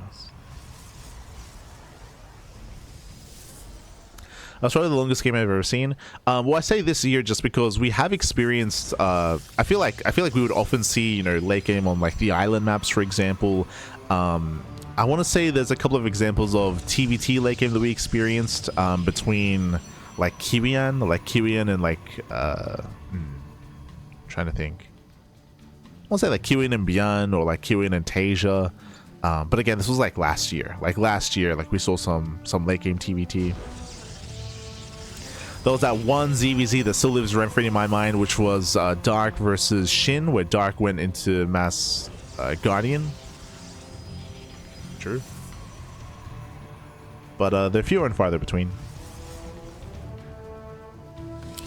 I'm also a little bit concerned. I say concerned. Again, it was a really solid game. It's a little bit disappointing to hear that apparently match point has been done for a while and wasn't used. I'm hoping that there aren't many more maps like that, in the sense that there are like these maps that have been ported over for StarCraft Evolution but were never made. Just because recently Hyper One, he was talking in his recent post about how like, oh, he has no time to like, the map pool has been stale for a long time and hasn't had time to port new maps. But if there are new maps that are like available that just have not been used, then I feel like I mean, especially if we're not making any new ones right now, then it'd be nice to use them, you know, it would make sense. So I appreciate that Crank stepped in and was able to utilize match point here for the map pool. I would hope that there aren't many more maps that are like left on the cutting room floor or just were ported but not utilized. If we're in a situation where the SC Evo map pool is getting stale but there are maps available, then it'd be nice to use them.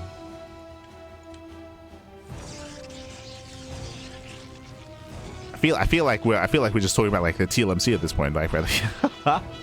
How often? Oh my god, as Vaeda, he gets into the main, does go to the pylon, but often we say something similar where it's like, you know, it'd be nice if like Blizzard, like we have all these maps that were made but never used, that we can make use of them, right? And we speak about that a lot with Blizzard, with TLMC. Similarly here, I guess, with StarCraft Evolution, where like if there are maps available, then it would make sense to incorporate them if they're there, right? Especially if the map pool is getting stale.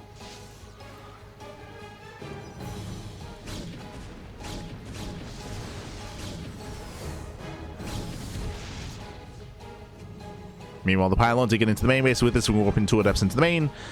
Set adepts can start to one-shot workers, and there we go. Probes are going to be going down at the same time. Sand does move in.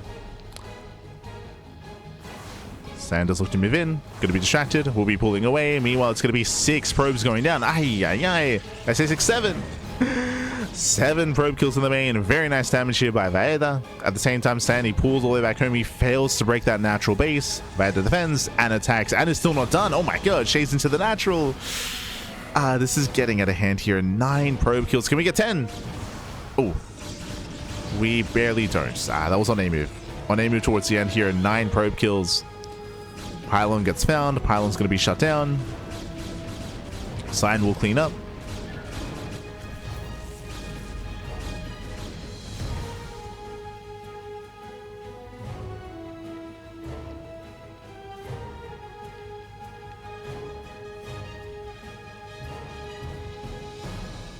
And with that, Cyan will move out. So Cyan, he will clean this up, but again, some rough losses here for Cyan. Does push across the map. Vaeda claiming a 3rd base, and behind this, we've been taking up in towards Blink. Blink is still on the horizon, and I will say that when it comes to the main army, Cyan still has a very strong force. Oh my god, that's a lot of Dragoons. We're pretty reliant on force fields here. Reliant on force fields. Cyan does rotate around, does not go through the choke point. Does bypass the main choke point. Moving in. Okay, we have 10 Dragoons against 5 Stalkers, and we force field them in. It doesn't matter. Yeah, the army does try to engage anyway, catching out 2 sentries. Boys are being pulled. Desperation here from Vaeda. Desperation. Yeah, there's no robo, no immortal production. We need more Stalkers. No batteries to defend either. Ooh, no batteries in position. Oof. And despite the adepts doing so much across the map, these Dragoons, they deal almost equivalent damage. As that is going to be 9 probes going down alongside the sentries, alongside the Stalkers. So Cyan does fight back, and we'll come across the 3rd.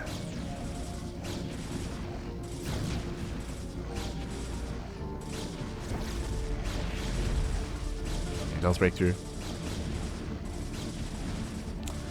Def overworked and pulled in a lot of directions. I think one map might not have been the priority. Yeah, that's why I say as well, that like I don't know if there are other maps like Match Point that were like left on the cutting room floor. If not, then you know my comment has less weight and less value, of course. That was only if there were like, I don't know, other maps were left unused. If not, then not, of course.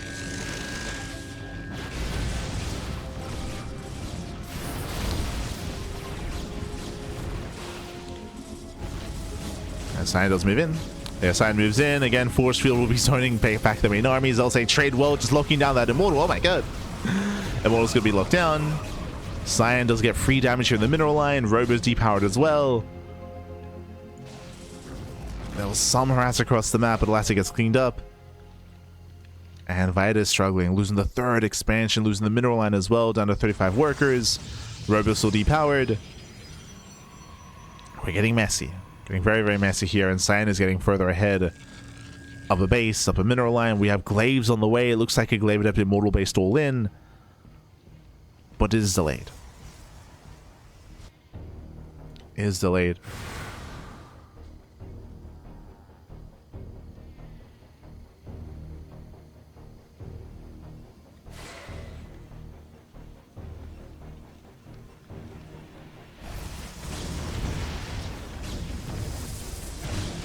Cyan does move in. Yeah, once again, is able to hit the mineral line. Robo's exposed. Unfortunate placement of the Robo as well, considering the current game state. As they also do catch out the sentry. Robo depowered once again. At the same time, we do get more adepts into the main. I mean, the adept harass has been solid. It's just not good enough. It's just not good enough. As adepts, they find more damage. Dragoons, they pick in.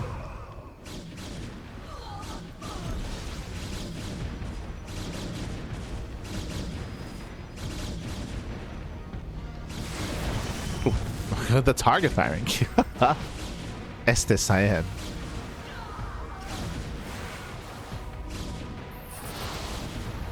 There you go, nice pickups. 14 probes going to be going down. Cyan, he just bypasses the main army, just going for another counterattack. Actually, no, never mind, we turn around. Turns around to take the fight, to catch up the main army.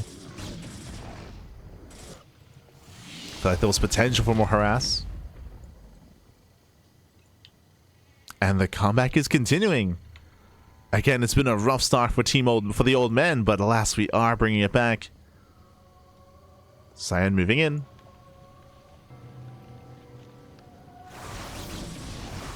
Pushing into the mineral lines, catching more probes. Force field, no, it's not going to be enough to stop. Yeah, another force field being spent. And this time the natural will fall. It will go down. We have the one stalker harassed. No. The one stalker doing what it can. GG gets called, and Cyan, the comeback continues, putting another point on the board for Team Old Men. GG. GG, well played. Cyan, he does fight back even further here, and with this, we are one game away from match point. Can we keep this going as Team Red, White, and Blue? They're down to their last player here. Again, they do have a roster of 4, but they only field 3 in a match like this. So do we go for another Protoss? Do we see purely PvPs here tonight? I apologize, we forgot about KingSlayeR at the start of the broadcast. But do we see another PvP, or do we embrace something a little bit different? Who's going to come out next? Blask or uThermal? Oh boy, here we go. But again, winding it back when it comes to this game itself, Vaeda did amazing when it comes to harassing. The adept harass was on point time and time again, but unfortunately maybe just tunnel visioning a little bit too much because our further tech was delayed, whether it was Blink, whether it was Immortal production as well. The main army was lacking, there was no safety batteries at the natural either, so Vaeda was very exposed, very vulnerable, was not quite ready or expecting a committed counterattack. And these counterattacks, they hit very, very hard every single time. Vaeda was underprepared back at home and was often overwhelmed. GG well played. With that, we're getting into our next game, and we have the answer to our question here. Here we go. It is going to be a Terran versus a Protoss matchup. Oh boy, we do have our next player rising up here. It is going to be uThermal playing Terran. Okay, so it's going to be another TVP here between Team Red, White, and Blue and the Old Men. uThermal, he's a little more experienced in the Broodwar side of things, and I'm curious to see if he has been playing much recently. I know he was very, very fond of like 3-axes, 3-ax stim timings, was very much so embracing that quite heavily. That trend might continue here as well. We're loading into Sylphid. Let's go. We're getting into Sylphid.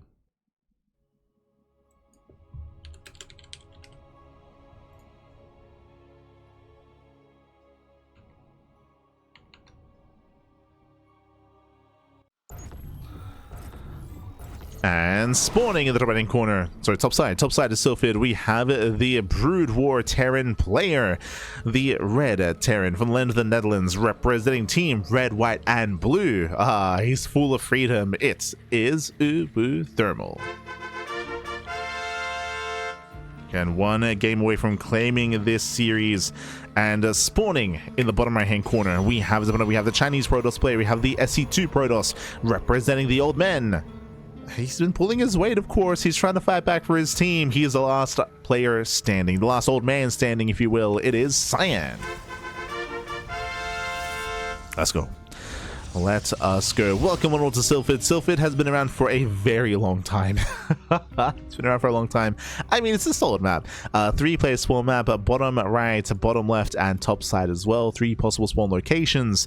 So there's a little bit of RNG when it comes to looking and finding your opponents and getting into your initial build. We'll see how we open up, as uThermal does open up with the CC first. Okay. CC first here. Oh, can we fix up the name? Oh, let's go. We could team red, white, and blue. True. Un momento. There we go. He is also the patch abuser as well. True. Can confirm. Yeah. As again, we spoke about this earlier, but we've been seeing very commonly, if uThermal, even like despite the patches, despite the hot fixes, 3-rack stim timings has been uThermal's go-to for since almost like the inception of StarCraft Evolution. Like it's and to be fair, like there was a time where this was all the craze in the meta. I feel like nowadays this has died down a little bit, but I can't really speak with too much authority on that, just because we have not been covering like the Ladder Invitational or the most recent SEL Masters. So I imagine this build is still prevalent, but maybe a little bit less so than previously. I would hope that build diversity has been able to increase when it comes to Terran matchups, and we don't get to see purely 3-rack stim anywhere near as much, but I believe it's still very much so like a thing. It's still viable, of course, and we're seeing it here from uThermal. Does scout bottom left. Doesn't quite find Cyan. Basically, we're going to be hitting here with stim. Academy is now done, and we can now start said stim, and likewise medic production as well. The reason why this hits so hard compared to SC2 is because the Academy does unlock medic production, so you don't need a starport to support your Marine force. You can just make medics straight out of the racks after the Academy is done. So just building up massive amount of Marines, moving out across the map for that sim timing. Meanwhile, we do see Cyan back at home going for his own opener as well, going for a robo opener. Ooh, I do like this. Looking to hard counter 3-rack stim. Checking the vision, Cyan did not scout. Cyan is not fully aware, but if we can make the guess that uThermal does nothing but 3-rack stim, then Cyan can make that assumption as well, and I would imagine that we go straight into a faster Bay and a faster Colossus production. If that's the case though, will it be up in time? There it is.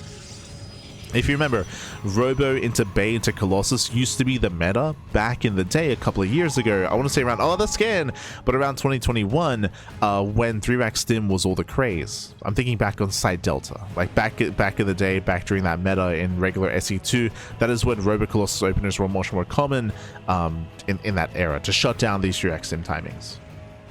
Like once a Colossus pops out, it's like these Marines, they lose a lot of their strength. Lose a lot of that strength. As it upside shade into the main. Pulling a Vaeda back. Catching out 1, 2, 3 ACVs. 3? Not quite. Just 2 so far. Ooh, and Marines, they catch out the Adepts. Very nice. Now, who hits first? Colossus production has begun. We have 1 Colossus on the way to being chronoed as we speak. Meanwhile, we do see uThermal. He commits. He's moving out. Does get spotted by the Observer. More Marines are rallying. Sentries are ready for force fields. Cyan should hold. Cyan should hold on. Now, bearing in mind, this is not an all-in. It's not an all-in here, so we do see uThermal transitioning already. Factories on the way, getting into UT3HLs. There's that scan. Spots the sentries. uThermal sims in. Oh my god, he's crazy. Does try to sim forward, but we do have that force field. We have another force field available, and another force field with a sentry. The Colossus will pop out. Marines, they do knock down that front door, though. Ooh, it doesn't get in. Yeah, it doesn't get in. There's that second force field. Marines, they force to focus on the gateway instead. And this buys just enough time for the Colossus. Oh, yeah, we reduced him in. Going for the sentries. Colossus will just annihilate this army. Oh my god, all the Marines go down. The medic as well. Do we get any probes for our troubles here? Just one probe kill so far. Stims further in. Gets a full scouts. I might get one more. There we go. One more probe. Two more probes. Okay. So 3 probes in total. Again, some damage. But Cyan holds, and Cyan now has the power spike himself. So building up to a second Colossus. Do you see uThermal switching into tank production? Tanks are on the way.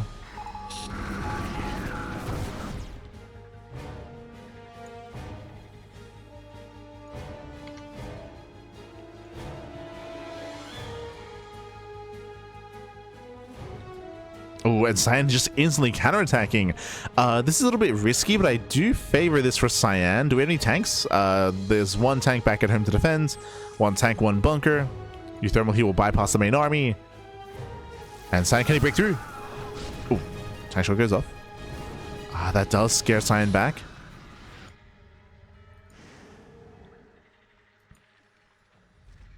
Cyan does pull away for a moment.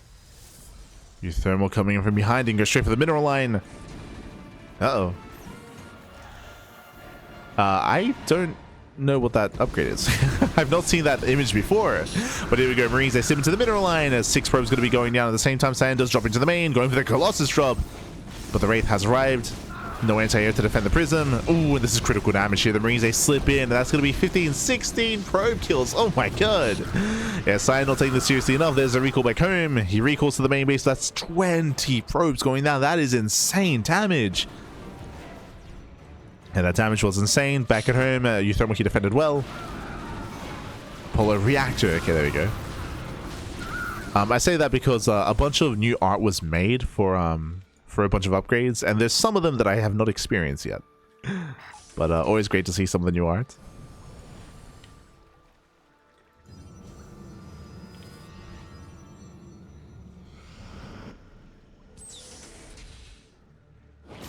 uThermal does set up in the center. Catching at the main army. Massive tank shot going off.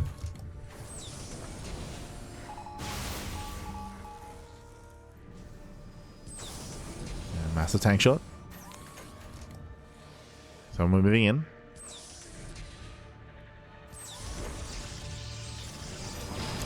Oh, yeah, he's within range. Massive shots here. Oh, connecting with the sentries. One sentry goes down. And Race, they have another purpose here. They do well zoning back the Colossus. The brutal Vikings, baby. Let's go. Yeah, they handle themselves well.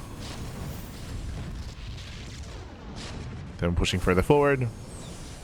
Within range of the Nexus. That brutal positioning here. Stalkers, they blink into the tank fire. Oh my god, he blinks in. Stalkers, they just get shut down. Yeah, Stalkers do fall. Colossus trying to break on through, but that's what the Wraiths are for. And Wraiths, they should reset this. They should reset the Colossus count. Getting 1, getting 2 Colossus. Yeah, heavy losses here for Cyan. Cloak is activated. No detection. Free damage. Thankfully, there is a battery at least. But again, Cyan lost all of his power units. Yes, he traded with the tanks, but they're a little more replaceable here for uThermal. Yeah, they're a lot more expendable. Tanks, they move in. They don't even besiege. Another tank coming in from behind. And with that, the third base has been broken. And uThermal, he's doing it. Red, white, and blue, baby. As uThermal, he's here. He's got the freedom, baby. Nova goes off, but the last not going to be good enough. Third base does go down.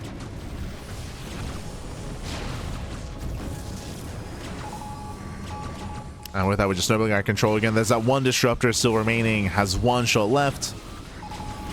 Never goes off. Does not connect. Gets focused down. And uThermal, he's doing it for himself. He's doing it for his team. Red, white, and blue. Croatian, the Netherlands. True, true. That's what it's known for. It's like yeah, with that again, we're just rallying into our deaths here. Cyan, he fought well for himself. I should also emphasize that Cyan, he was the only player in his team to win games. He stopped Goblin's win streak. Took down Vaeda. But there's only so much you could do alone. GG gets called, and uThermal does claim the series. And with that, Team Red, White, and Blue will qualify for the main event. GG. GG, well played, congratulations uThermal. They will claim the series 4-2 over Team Old Men. The Old Men, maybe a little bit too old. Smooch. Congratulations here to Team Red, White, and Blue, to uThermal, to Blask, to Goblin, and to Vaeda. uThermal did close it out, but honestly, there's a world where Goblin 4-0s. Like straight up, he almost all killed. Which is crazy, by the way. Like, again, I don't consider Goblin's brutal Protoss to be too high, but to almost all kill Team Old Men was very impressive. We can actually have a look here. Switching on over to our overall scoreline. Remember, Goblin, he took down KingSlayeR, took down Jieshi, as you can see here on my left, took down Cyan initially as well, and that game 4 was the game of the year, like for StarCraft Evolution. Like, that was crazy. Very intense, very back and forth, very high octane as well, bases going down, mineral lines going down as well, embracing the mid game and even dipping our toes into the late game as well, seeing arbiters pop off with some stasis traps, some key arbiters, some key stasis fields even from Goblin. Likewise, Cyan taking up in towards Tempest production, popping off with his own disruptors as well. We saw the Mass Reaver having its own time in the sun there for Goblin. Was very, very dynamic and could have gone either way, but in the end, Goblin ran out of money. In the end, Goblin, you can look at it one of two ways. Goblin had a hard time expanding and maintaining his bases and building up his economy, or likewise, he had a hard time punishing Cyan's bases and punishing Cyan's economy to keep it low like his. Regardless, Cyan had more mining, more economy, was able to overwhelm. Then we had that back and forth. Cyan took down Goblin, Cyan took down Vaeda, and then uThermal did close it out in the end. GG. GG, well played. Congratulations. Congratulations. Whew, and with that, that is our first series wrapping up here of the broadcast. The first series is done. We're going to be coming to a short break. Here. When we come back, we'll have our next series. Up next is going to be another best of 7. Bam, between who exactly? Actually, this won't tell us anything as we don't have our players set up. It is going to be a best of 7 between Stony Balls and Proxy Gates. Oh boy, we'll get into it. Stony Balls is a proper team, so you can hazard a guess as to who's a part of that, of course. With Young Yakov, with Nick Ratch, with GG Machine, with Strange as well. They've got a deep roster. Shameless, of course. We'll get into it. Meanwhile, Proxy Gate is a team that was constructed for this event, and you can hazard a guess as to who's a part of Team Proxy Gate. We'll get there. For now, though, we're going to be coming to a short break. We'll see you guys soon after the break. See you soon, Pappy. See you soon.